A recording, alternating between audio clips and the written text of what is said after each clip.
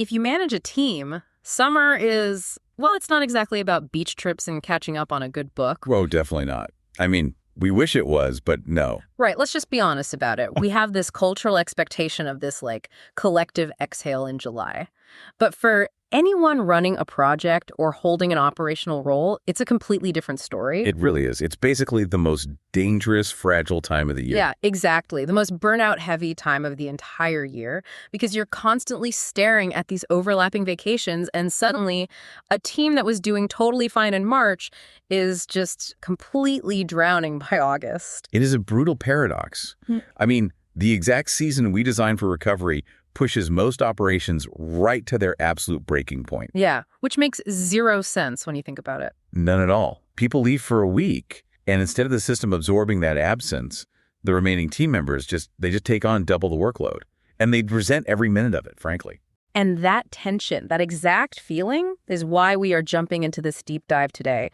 We are pulling from an incredibly sharp piece by Stella Pop. Yes, the article is called Apply Before You Burn Out, a summer staffing plan that works. That's the one. And, if you've ever felt overwhelmed at work, or if you've secretly dreaded looking at the shared PTO calendar because of what it means for your own stress levels, you're going to want to take notes today. Oh, absolutely. This one is going to hit close to home for a lot of people. For sure. Because our mission today is to completely redefine how you look at burnout. We really need to dismantle this very persistent corporate myth. Right. The default assumption in most workplaces that burnout is just, a personal failing. Yes, it's your fault. It gets framed as a lack of resilience or maybe a failure on your part to practice self-care outside of office hours, like you just didn't do enough yoga. Exactly.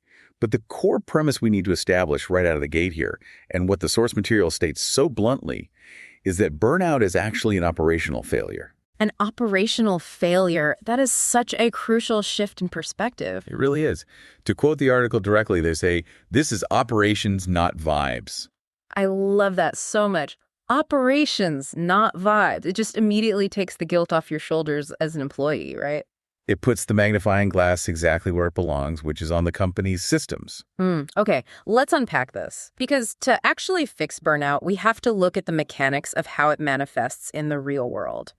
I mean, this isn't a sudden switch that flips on a random Tuesday, is it? Not at all. It's much more insidious than that. It builds through chronic friction over time. Like a slow leak. Exactly. You get too many competing priorities and absolutely no recovery time between the busy periods. So managers get stuck constantly reacting to the immediate crisis right in front of them. Just putting out fires all day. Right, instead of planning ahead for the next month. And the source actually captures this failure with a line that I think should be written on every manager's whiteboard. Oh, what is it? They write, "Burnout is what happens when capacity planning gets replaced by hope." Wow. Capacity planning gets replaced by hope. That hits so hard. It really exposes the reality of how a lot of businesses run, doesn't it? It does. It makes me think about how we design mechanical systems. Like if you own a car and you drive it with the tachometer constantly in the red line, just revving the engine at absolute maximum capacity every single time you pull out of the driveway, you have zero extra power left. Right, you're maxed out before you even hit an obstacle. Exactly. So if you suddenly need to merge on the highway or swerve to avoid a pothole or handle a steep hill, the engine just blows. Efficiency without any margin is basically just fragility. That's a perfect analogy. Yeah. Because if your team is running at 100% capacity all the time, they have no extra power to handle a simple sick day, let alone a 2-week summer vacation. Right. And the fallout of that fragility is something the article identifies as the hidden cost of just pushing through. Yes, the pushing through phase. Yeah. When that car is constantly redlining, the business only survives through these heroic saves. Heroic saves. Break that down for us. What does that actually look like in an office? Well, it's when someone decides to work until 9 p.m. to finish a proposal. Or a manager quietly cancels their weekend plans to pick up the slack for a junior employee. Yeah. And miraculously, the Tuesday deadline gets met. But wait, on paper, that sounds like a win to a CEO, right? The deadline is met, the client is happy. Doesn't that just look like a super dedicated workforce? And that is exactly the trap. That is the whole problem. The heroics actually fool leadership into thinking the system is working. Oh, wow. Because they just see the final product. Exactly. They see the outcome, a shipped product, but they don't see the blood, sweat, and weekend hours it took to just duct tape the process together. Right. They don't see the exhaustion. And when heroics become the normal way of operating, it toxifies the entire workplace.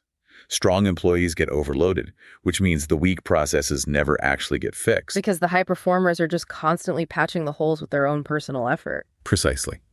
The business is moving at the speed of change, but instead of building systems that adjust before the pressure hits, they just rely on individuals to absorb the shock. So managers literally stop planning for coverage because they consciously, or maybe even subconsciously, know the office hero will just jump in and save the day anyway. It's inevitable.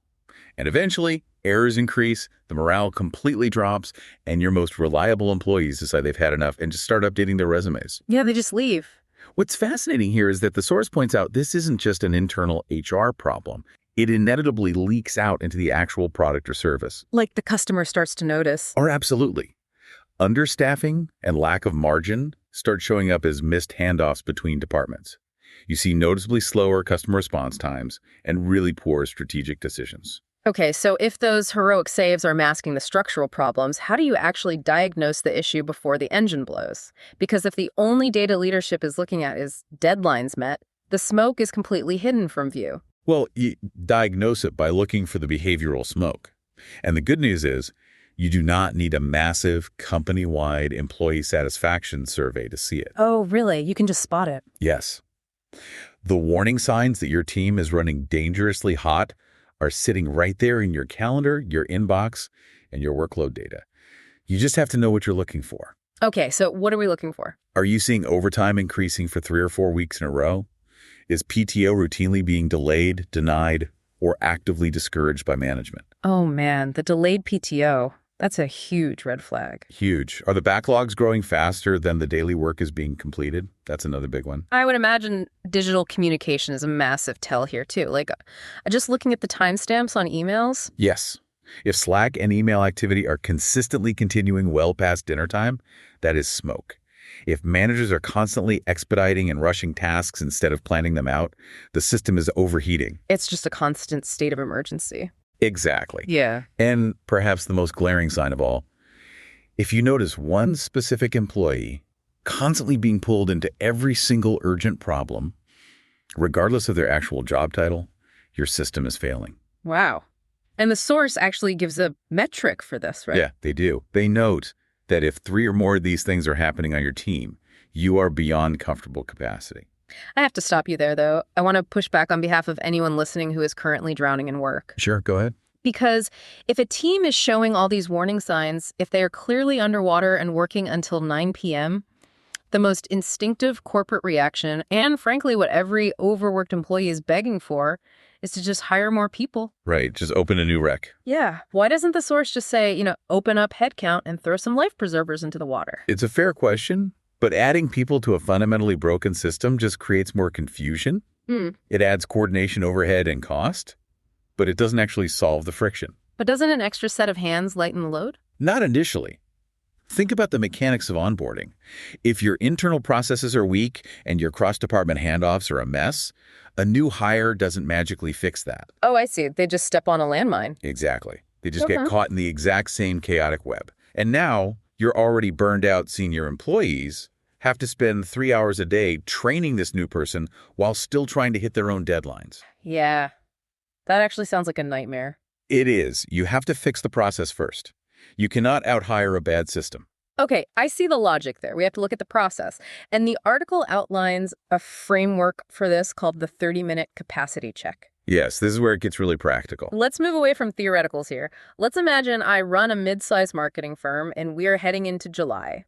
Walk me through how I actually do this 30-minute check without it turning into like a 3-month consulting project. Okay, you start by ruthlessly identifying the work that absolutely cannot fail.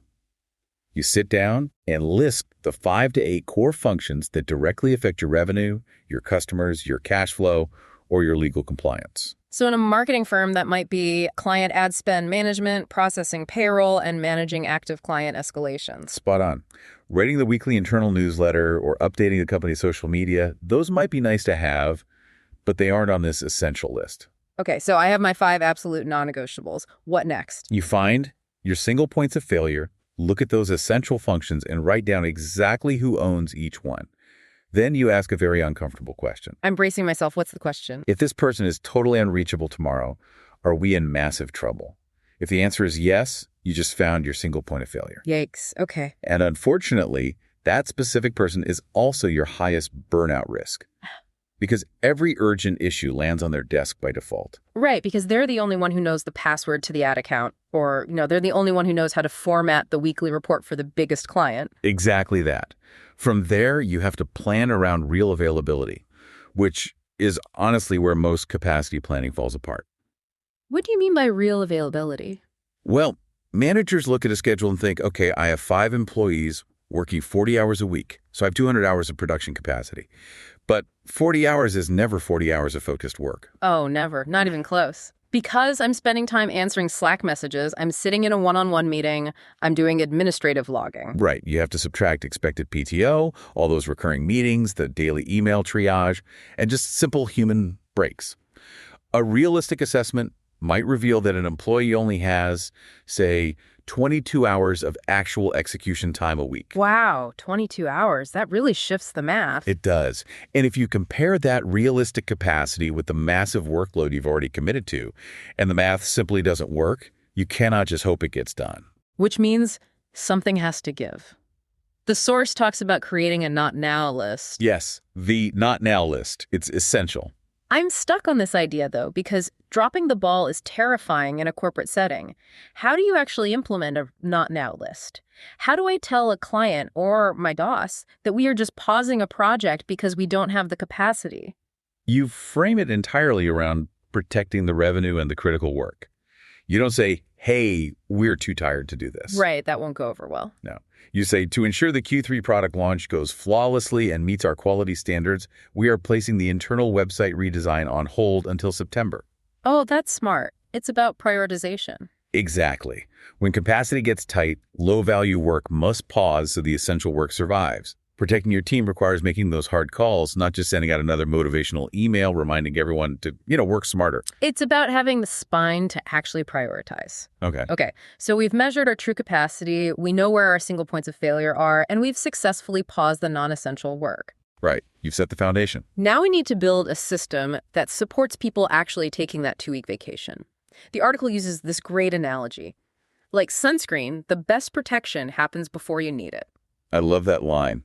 You have to map out the summer coverage long before the actual PTO requests start stacking up on your desk. So how do we apply the sunscreen? The simplest, most effective business continuity tool you can create is a shared PTO calendar, mapped out 6 to 10 weeks ahead. 6 to 10 weeks, okay. And you overlay that calendar with every single role tied to those critical workflows we just identified. The goal is to spot the gaps before they happen.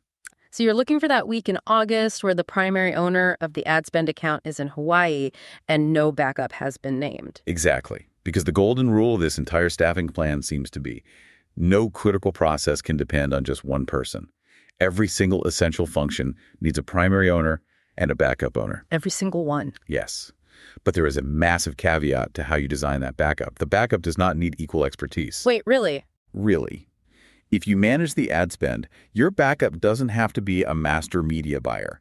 They only need enough mechanical knowledge to keep the work moving and prevent a catastrophe. However, to actually do that, you must give them clear decision authority.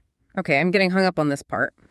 Handing over my most critical project to someone who isn't fully trained feels like a recipe for a massive client disaster. If they don't have the expertise, why on earth am I giving them the authority to make decisions? Because if you don't, the system still fails.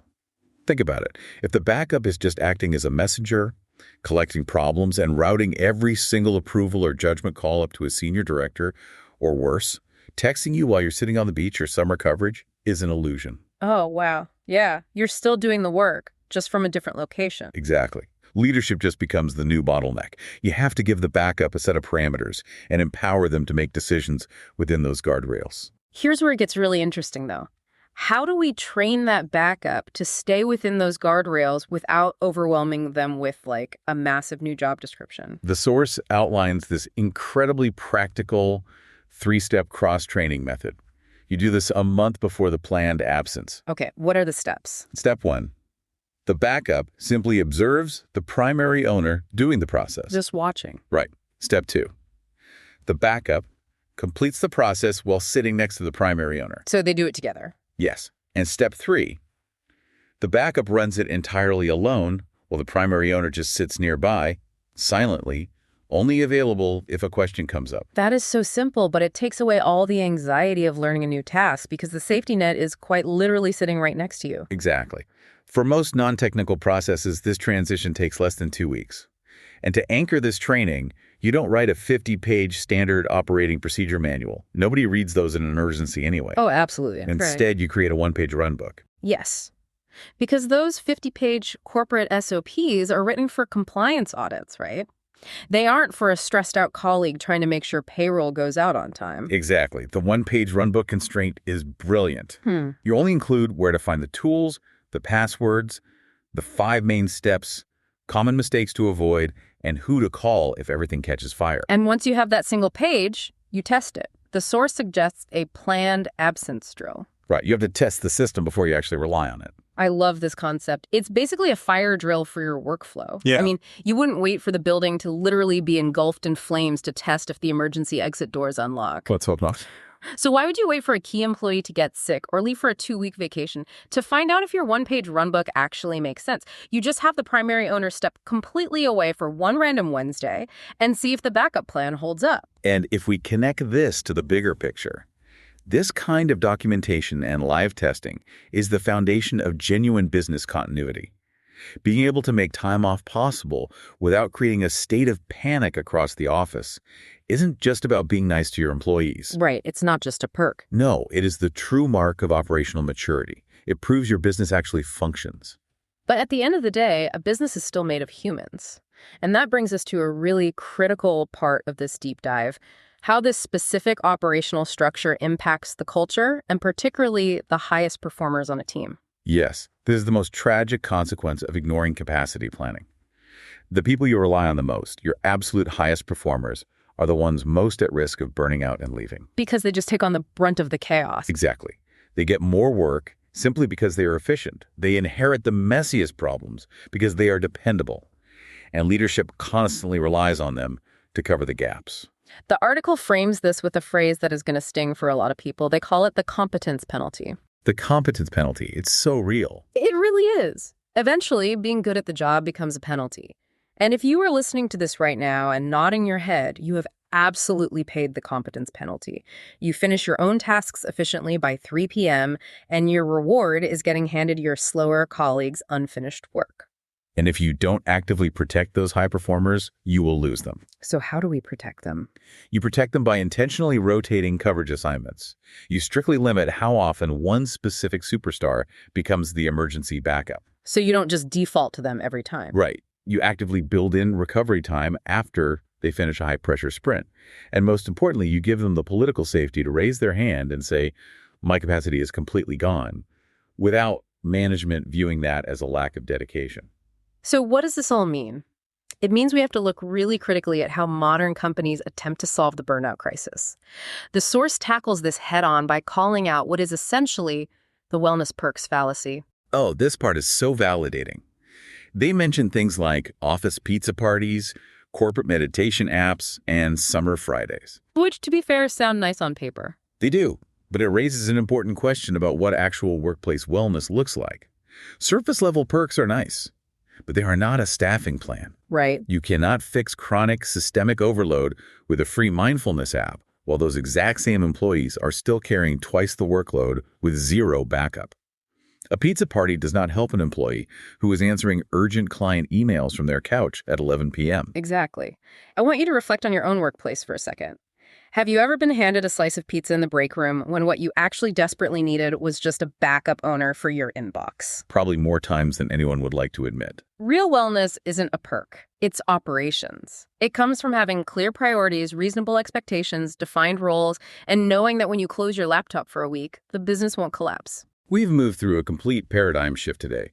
We started by throwing out the idea that burnout is a lack of personal resilience and firmly categorized it as an operational failure. Right, a failure of capacity planning that toxifies the workplace through those heroic saves we talked about. And then we looked at how to spot the smoke in your data and how to run a 30-minute capacity check by identifying the non-negotiable work, finding your single points of failure, and doing the hard work of building a not now list. Which leads right into the sunscreen strategy, building a shared PTO calendar well in advance, ensuring no critical process depends on just one human. Utilizing that simple 3-step cross-training method to draft a 1-page runbook.